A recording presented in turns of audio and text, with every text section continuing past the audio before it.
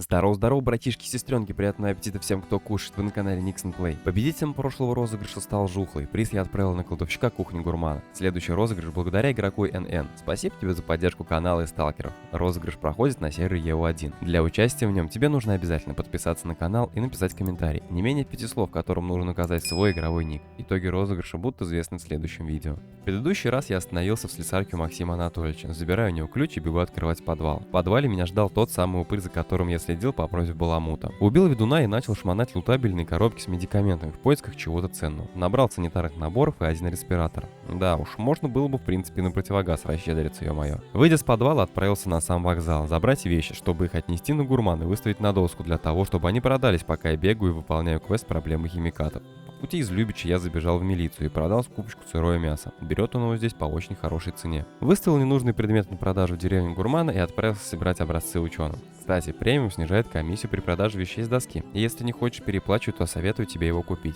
А если по каким-то причинам ты не можешь этого сделать, не проблема. Я дарю тебе премиум абсолютно бесплатно. Просто вводи промокод Nixon и получай премиум. И совсем не важно, где ты играешь, Steam, ВК или Launcher. Он работает абсолютно везде. По пути я заскочил к Марьку по наводке курьера и взял задание на коконы. Решил эти коконы сразу же собрать, ведь все равно я бегу в сторону ученых. Почему бы попутно не сделать это задание? Как собрал все коконы, я сдал половину и Марьку, а другую половину он попросил меня отдать ученым. Передаю коконы Эйзенштейну и беру у него следующее задание – арахниды Любича. Далее я знакомлюсь с капитаном Шперлингом, который дал мне задание принести справку из Любича от ученых о прививке. Не проблема, все равно им образцы химикатов нести, заодно уж и справку возьму. Забежал за образцами на химмогильник и попутно убивая угольных пауков заодно по квесту арахниды. Пока собирал образцы на химмогильнике, наступила ночь, и чтобы не бегать туда-сюда по 100 раз, я зашел на болото, чтобы убить болотных пауков, так как они спавнятся только ночью. Дождавшись добычу, я двинул на гурман. К тому времени с доски уже продались некоторые предметы. На накопившиеся деньги я купил себе ППШ сразу с барабаном и дополнительно 2 барабана сверху. Дополнительный барабан я купил у подписчика по 150 тысяч за штуку, так как они ему совсем не нужны. Забрал скопившееся мясо со склада и пошел в Любич, чтобы сдать квест с пробами и заодно продать накопившееся мясо. Сдаю пробу Валерьянычу и беру у него справку о прививке. Иду к Зиновьеву и беру у него задание на доставку образцов в эгиду на Везувий. Чтобы туда попасть, я разговариваю с Валентином.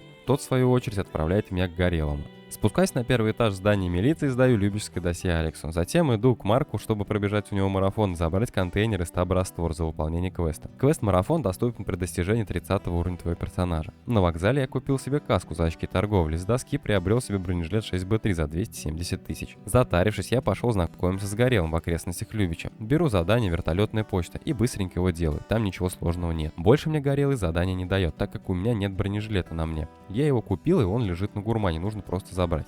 Забежал снова в Любич, сдал набранный хабар с мутантов и пошел знакомиться с Гришковцом. Гришковец, в свою очередь, дал мне задание «Аномальный учет». В нем нужно просто посмотреть на аномалии, и за это я получу артефакты в награду. Подумав, что сделаю это задание попутно, я отправился на поиск остальных пауков по квесту. Без труда нахожу скального и сенного паука. Сдаю квест Эйзенштейну, и больше он мне квестов пока что не дает, так как нужно заслужить доверие, а именно пройти квесты у Кича и Буча. После того, как я отдал справку о прививке Шперлингу, тот разрешает мне все-таки поработать на его людей, чтобы втереться в доверие. У Буча я взял задание на ноги кабанов и отвар очищающих. Хорошо, что хоть варить самому его не нужно, можно просто купить с доски. Пич дал задание на датчике. Первый раз он отправил меня на химмогильник, второй раз также отправил на химмогильник, но только уже нужно было снять показания с датчика. А пока шел сбор информации, на датчик нападали студни. Я успешно отбил атаку этих соплей. Выполнив задание, я беру у Кича следующее на плановый обход датчиков. На нем я столкнулся с небольшой трудностью. Мне пришлось искать предохранитель на эти датчики самому, так как народа там просто не было. На евро на этих датчиках не протолкнешься, и всегда они активированы. С горем пополам, насобирав эти предохранители, я все же сделал 2 датчика из 3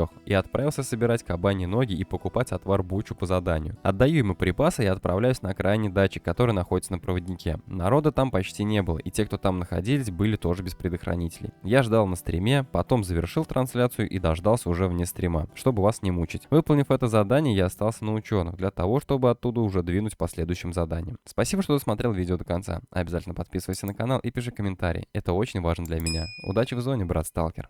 Иди, не мозоль глаза.